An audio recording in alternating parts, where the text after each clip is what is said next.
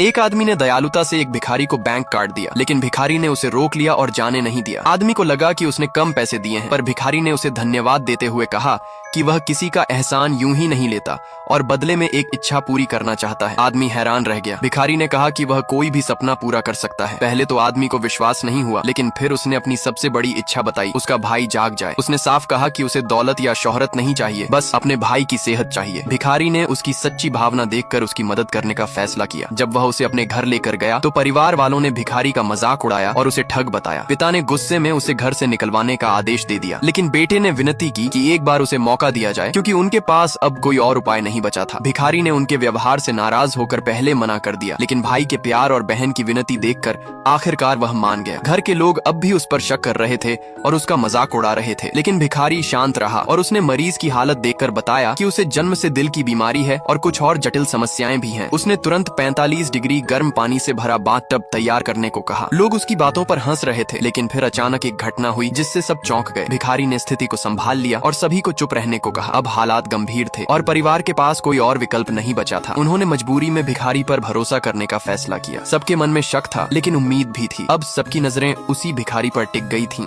कि क्या वह सच में उस आदमी की जान बचा पाएगा या नहीं।